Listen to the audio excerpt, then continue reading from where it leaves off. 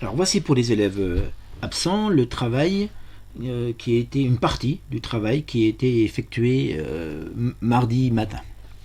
Alors, en fait, dans les parties d'automatisme qu'il y a dans les épreuves de 3C, donc vous aurez dans les épreuves de contrôle continu bientôt, avec tous les STMG du lycée, il y a pas mal de choses qui sont considérées comme des automatismes, et en particulier la notion de factorisation.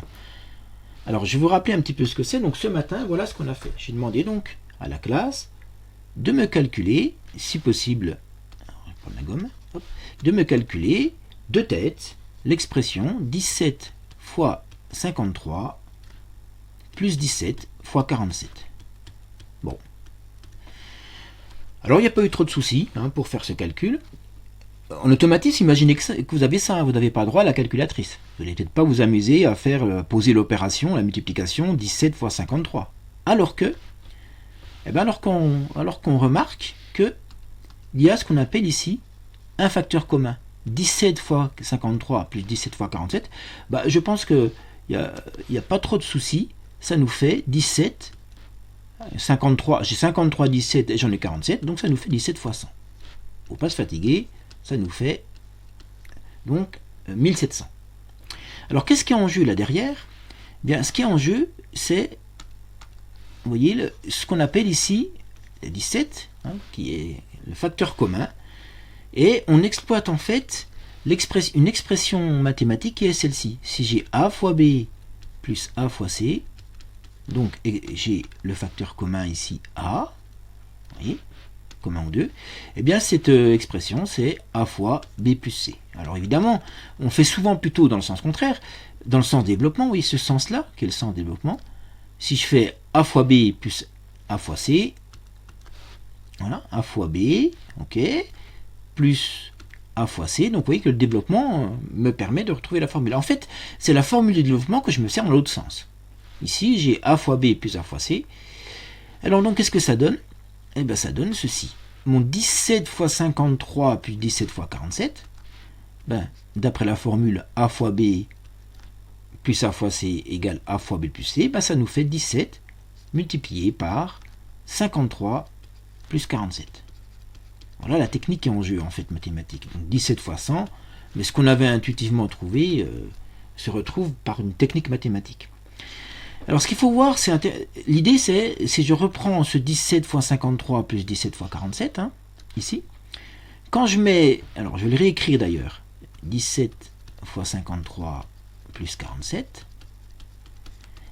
pardon, excusez-moi, non c'est pas ça, au départ j'ai 17 fois 53, 17 fois 53 plus 17 fois 47. Donc la technique de factorisation, elle consiste à faire quoi? On repère le facteur commun qui est 17, voilà, on le met devant, et puis après c'est comme si, vous voyez, hop, j'efface les deux 17 puisque je l'ai mis devant, et je prends ce qui me reste. Alors en fait, voilà, il y a quand même ici, il y a quand même un plus qui intervient, vous voyez le plus, il va me rester 53 plus 47. Donc quand j'ai effacé, je vais me retrouver avec 17, 53 plus 47. En fait, c'est pas très bien expliqué là, mais si vous enlevez le 17, il me reste 53 plus 47. Je récupère tout ce que... J'enlève le 17 et je récupère le reste. Bon, donc ça, c'est pas très compliqué. Vous l'avez déjà... En fait, on en a l'intuition. Je leur ai proposé alors après un deuxième exemple qui est 23 fois 121 moins 23 fois 101. Voilà. Et bien, même chose, vous voyez, on va pouvoir le faire correctement. 23 est un facteur commun. Je le retrouve bien ici et là. C'est mon a fois b moins a fois c. Ici, il y a un moins par contrainte cette fois. Donc 23, je le mets en facteur, j'ouvre des grandes parenthèses. Et qu'est-ce que je fais? Eh bien, qu'est-ce qui me reste? Donc j'ai enlevé le 23 fois, on va dire. J'ai enlevé le 23 fois. Il me reste 121 moins, il faut le garder, 101. Donc, ça nous fait 23 fois 20. 23 fois 2, ça fait 46, donc 460. Et donc ça, 23 fois 121 moins 23 fois 101, c'est tout à fait faisable de tête, sans calculatrice, dans le travail d'automatisme. Alors, sauf que dans les automatismes, on va tomber plutôt sur des choses comme ça. On va vous demander de factoriser, par exemple, 2x plus 1 fois x plus 3, par exemple, hein, plus 2x plus 1 fois, allez, on va mettre 3x plus 10, par exemple. Hein. Je donne vraiment des expressions au hasard. Donc là, bah, qu'est-ce qu'on fait? On reconnaît ici le facteur commun 2x plus 1. Donc le a fois b plus a fois c. A, c'est 2x plus 1. Je le mets en facteur. Alors attention, parce qu'il y a les parenthèses avec. Hein. C'est un groupe, ça. Il faut considérer comme un groupe. J'ouvre des grandes parenthèses. Alors, je préfère mettre des crochets pour qu'on les voit bien. Mais ça pourrait être des grandes parenthèses. Et je récupère x plus 3, que je n'avais pas mis. Le plus qui est là. Et 3x plus 10. Voilà. Et on voit bien que si je développais, hein, je ferais bien 2x plus 1 fois x plus 3. Ok, je retrouve bien ça. Plus 2x plus 1 fois 3x plus 10. Donc on retrouve bien la même chose. Et ça me donne donc 2x plus 1 facteur 2. Alors je continue à mettre mes grands crochets, mais je ne serai pas obligé. Alors là, j'ai x plus 3, le bloc x plus 3, plus le bloc 3x plus 10. C'est que des plus. Donc il n'y a pas de priorité opératoire à faire. Les parenthèses ne sont pas utiles. Je peux tout faire comme ça. Et donc dans l'ordre où je veux, donc je vais d'abord faire x plus 3x qui fera 4x. Et ensuite 3 plus 10 qui fait 13. Et voilà mon résultat de factorisation. Alors, pourquoi on dit que c'est une factorisation? C'est parce que ça, j'ai oublié de le préciser, c'est qu'en fait, là, c'est un fois, hein, on écrit sous la forme d'un produit de facteurs. Alors qu'au départ, j'ai une somme de facteurs. Il y avait un plus ici. Bon, voilà, c'est pas très compliqué. Alors, qu'est-ce qui se passe après? Quel type d'ennui on peut avoir après? Je vais donner le même exercice. 2x plus 1 fois x plus 3, mais sauf que cette fois, j'ai un moins. Voyez? Alors c'est là que, quand ils ont fait les exercices ce matin, beaucoup se trompaient. Donc il faut faire un petit peu attention. Donc je raisonne pareil. Hein. 2x plus 1 est un facteur commun. Je le mets devant. J'ouvre des grandes parenthèses. Voilà. Je récupère ce qui me manque. X plus 3. Voilà. 2x plus 1, je ne le remets pas parce que j'ai les mis devant. Moins. Et voilà, 3x plus 10. Alors là, c'est important parce que beaucoup ont fait l'erreur de ne pas mettre les parenthèses. Et donc, il faut bien voir que le signe moins qui est là, le signe moins, il agit sur le 3x et sur le 10. Vous voyez, il est devant. Donc ça sera moins 3x moins 10. Et très souvent, vous ne mettez pas les parenthèses et vous faites moins 3x plus 10. J'ai beaucoup vu l'erreur, donc, ce matin, quand ils ont fait les exercices. Donc 2x plus 1, facteur 2. Là, il faut que je fasse une étape ici. X plus 3, je peux enlever les parenthèses, mais là, si j'enlève les parenthèses, ça me fait moins 3x, moins 10, et non pas plus 10. Vous voyez? J'ai souvent vu ici un plus 10. C'est bien moins 10. Et pour finir, qu'est-ce qu'il me reste à écrire? 2x plus 1, facteur 2, x moins 3x, ça fait moins 2x. Voilà. Et 3 moins 10, ça fait moins 7. Voilà. Alors, pour vous entraîner, je vais en donner quelques-uns. Alors, je vais reprendre une page. Voilà. Hop. Eh bien, donc, vous allez pouvoir vous entraîner à faire celui-ci. Alors, attendez, c'est pas la bonne. Voilà. Crayon. Hop. Essayez de factoriser ceci. X plus 5 fois 8x plus 10 plus x plus 5 fois 2x moins 1. Ensuite, la même. X plus 5 fois 8x plus 10 moins x plus 5 fois 2x moins 1. Alors, je vous conseille là d'arrêter votre vidéo, d'essayer de traiter ces exercices, et puis après de regarder la correction que je vais faire juste après. Donc voilà, hein, coupez votre vidéo, essayez de faire votre exercice sur papier, et vous reviendrez après vérifier que vous n'êtes pas trompé.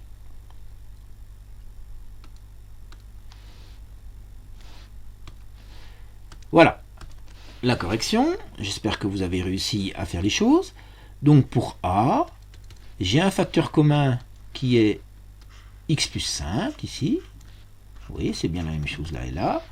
Je le mets en facteur, x plus 5. J'ouvre des grandes parenthèses, que je referme là. Je récupère le bloc 8x plus 10. Je récupère le plus, ouais, pas que j'oublie, c'est une addition, voilà. Et le bloc 2x moins 1. Voilà. Ce qui va me faire x plus 5, facteur 2. 8x plus 10 plus 2x moins 1. Ce qui va nous faire x plus 5, facteur 2. Alors 8x plus 2x, ça fait 10x. Et 10 moins 1, ça fait 9. Donc x plus 5 fois 10x plus 9. Voilà pour la première. La deuxième, alors qu'est-ce qui se passe? Ce que je vais faire pour la deuxième, donc je vais prendre mon ici. Ce que j'ai changé, c'est le plus qui est devenu un moins.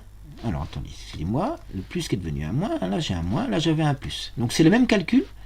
Donc mon plus qui est ici, hop, devient un moins. Voilà. Alors, c'est là que il faut faire attention, puisque le moins qui est devant le bloc 2x moins 1 va nous donner moins 2x. Ok, donc ça marche. Donc je vais avoir ici, j'efface, moins 2x, mais aussi moins 1 qui va faire plus 1. Et donc 8x plus 10 moins 2x plus 1, 8x moins 2x, ça va faire, il faut que j'arrive à trouver la gomme, voilà, ça va nous faire 6x, et 10 plus 1 qui va nous faire 11. Et donc on arrive à ce nouveau résultat ici, x plus 5 facteur de 6x plus 11. Voilà, il y a ce danger du signe moins qui doit se distribuer après sur le moins qui est là. Après la factorisation va se distribuer sur tout ce bloc là. Donc gardez bien les blocs avec des parenthèses, c'est très important dans une factorisation. Alors, dernier exemple qu'on a traité, ce sont les choses comme ça qu'on rencontre très souvent. C égale 5x carré plus 10x. Voyez?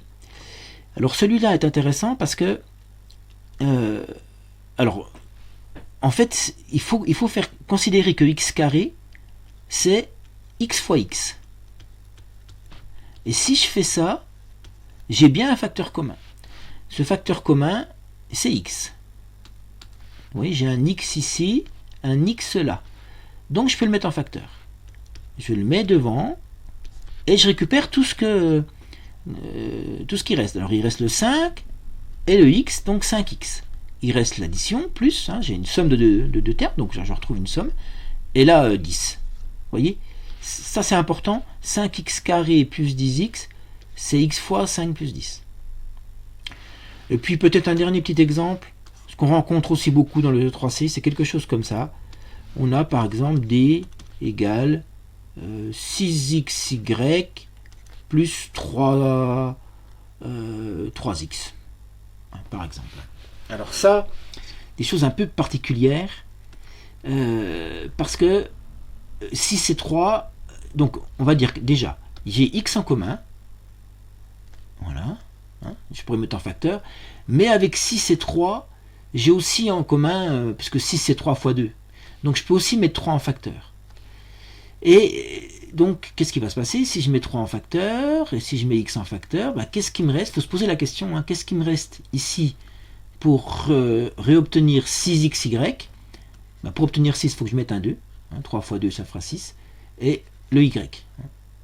Voilà, 3x fois 2y fera bien 3 fois 2, 6, xy.